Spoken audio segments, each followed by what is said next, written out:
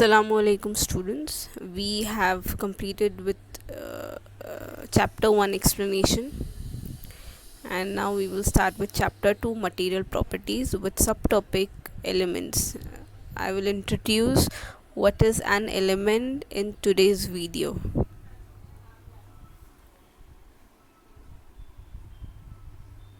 So let's begin with learning objective, which all we are going to study in this video. First one, we are going to understand what things are made up of. Now this thing can be anything and everything around you. We are going to understand what all these things are made up of, everything that is present around you. Then second learning objective is to know what an element is. And third one, to know that elements are divided into three types based on their properties. All the elements are divided into three types based on their properties. So yes, we to divide the elements, first we'll have to study the properties of the elements.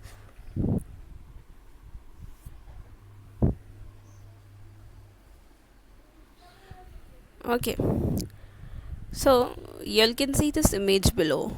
What is all this letters and numbers written? You all must be wondering what are all these letters: FEMN, capital B, capital C, capital N.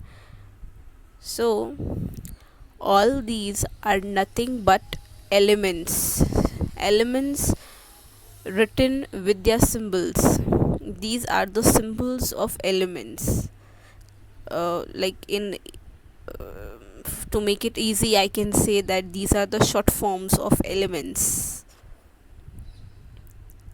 where the first one, H, capital H, stands for hydrogen. Below it, Li stands for lithium. Be stands for beryllium. So these are nothing but symbols or short forms of elements. And this complete table like thing is called as periodic table of the elements. This is called as periodic table of the elements. So in this chapter we are going to study this periodic table and elements, all the elements present and their properties. And we are also, as we already saw in the learning objective, we will learn to divide the elements into their types, into three types.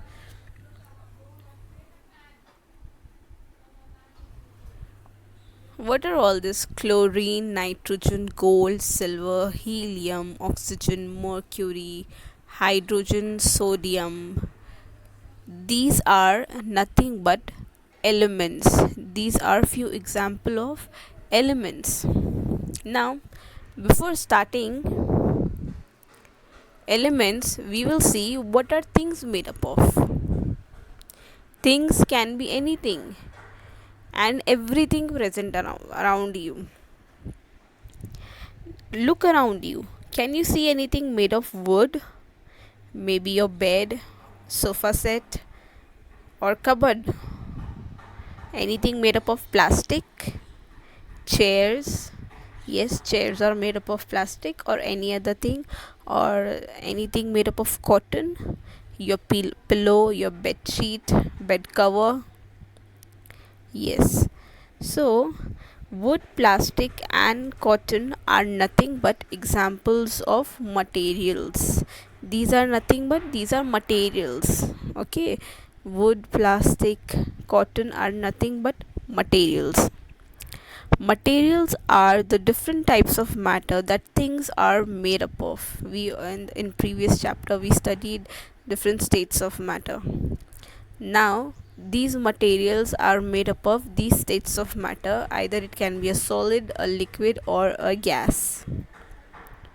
There are millions of different types of materials. There are like so many materials.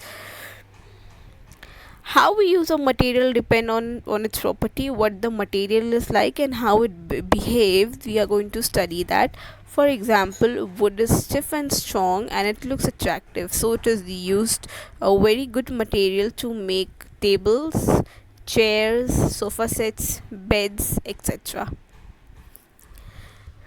Now these materials For example, wood, plastic and cotton. What are these materials made up of? What is inside these materials? These materials are made up of elements. Okay, these materials are made up of elements. First, what are things made up of? All the things are made up of materials. Okay, different materials. For example, your slippers, your rainy season shoes. What is it made up of? It is made up of silicon polymer, which doesn't let water come in. So all these are materials. Now these materials are made up of elements. What are these materials made up of? They are made up of elements. Again, things are made up of materials, and it can be in any state: liquid, gas or solid.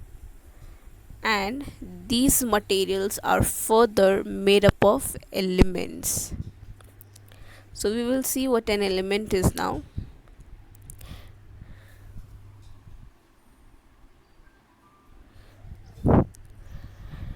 Every material and everything in the universe is made from one or more elements together.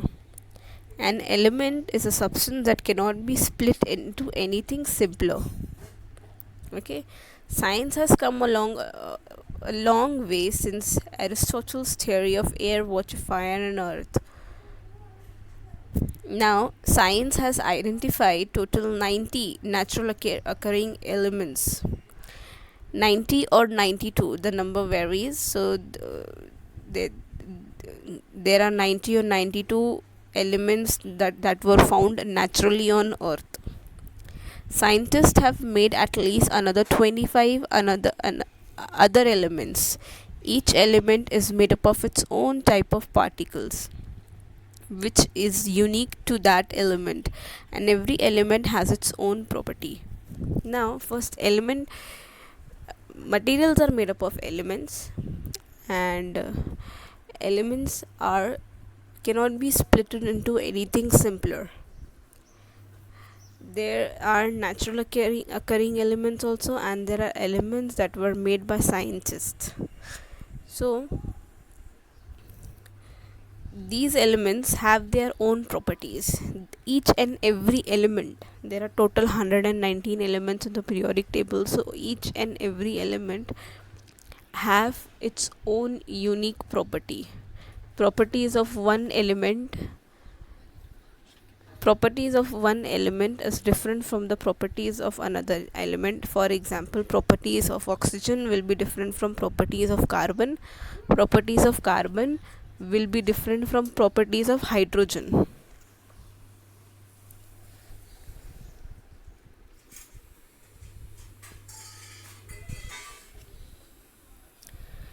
The elements alone or in combination make up our bodies, our world, sun, and everything present around us.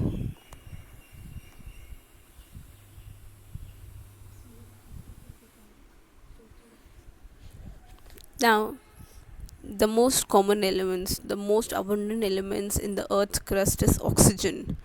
We all know that we breathe oxygen. So there are percentage given of the elements present in abundant in our atmosphere or around us. First one is oxygen. It is 46.6%. As you all can read, silicon is 27.2%. Aluminium is 8.1%. Iron is 5%, and the list goes on.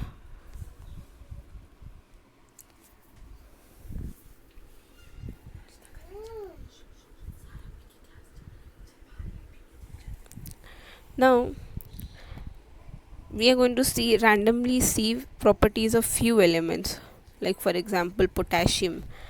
Potassium is vital to life. It keeps your heart, kidneys and nerves working. You cannot eat pure potassium, but foods like peanuts and bananas contain potassium joined with other elements. Then hydrogen is a colorless gas at 20 degrees Celsius. It is the most common element in the universe. Nitrogen is also present in Earth's atmosphere. Then mercury is a metal, and it is only metal that is in liquid at room temperature. Then silver is used to make jewelry. Randomly, these are some, I'm discussing some properties of the of elements. Then copper conducts electricity.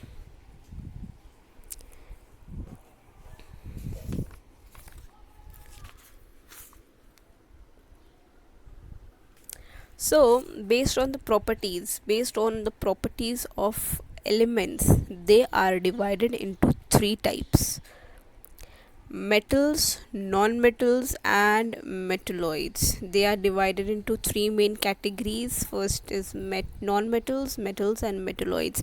As you all can study this picture below, this key below, the green colored boxes are all non-metals in the periodic table. Then the purple ones are metalloids, and the blue ones are metals. So the number of metal is more than non-metals and metalloids. We will study what is metal, non-metals, and metalloids. So first we need to know that based on the properties of elements, they are divided into three types: metals, non-metals, and metalloids. So let's begin with properties of metals. This is just the introduction of properties of metal. Metals are good conductors of heat and electricity. That means they are good thermal conductors, and they are good electrical conductors. That means they allow electricity and heat to pass through them. Metals are shiny and attractive. Okay, metals are shiny and attractive. Metals are ductile. They can be stretched into thin wires. Metals can change shape at different temperatures. Not directly, but yes, we need to provide some heat energy so that they can change their states and can be changed into thin wires. Then metals are malleable, can be pounded into thin sheets. We can press metals to make thin sheets. You all must have seen metal sheets. Your benches in school benches are made up of thin sheets of metal. Then chemical property of metal is its reaction with water, which results in corrosion. This we will study in detail in the coming chapters. So these are few common properties of metals. Then non-metals. Non-metals are poor conductor of heat and electricity. That means they are insulators. They do not let heat energy and electrical energy to pass through them. They are thermal insulator and electrical insulator. Then non-metals are not ductile or malleable. That means we cannot make thin wires of non-metals, and we cannot convert them into thin sheets. Solid non-metals are brittle and break easily, like for glass. Glass is solid, but when it falls down it breaks easily, that because it's brittle. So non-metals are solid but they are brittle. That means they break easily. They are dull, and many non-metals are gases. Then metal-like, have properties of both metals and non-metals. So the materials that have properties of both metals and non-metals are called as metalloids. They are solids that can be shiny or dull. So they have properties of both. So that's why they can be shiny or they can be dull. They conduct heat and electricity better than non-metals, but not as well as metals. They are ductile and they are malleable. So this was just the introduction of the properties of metals, non-metals and metalloids, whereas we will study properties in detail in our next video. So that's all for today. Thank you.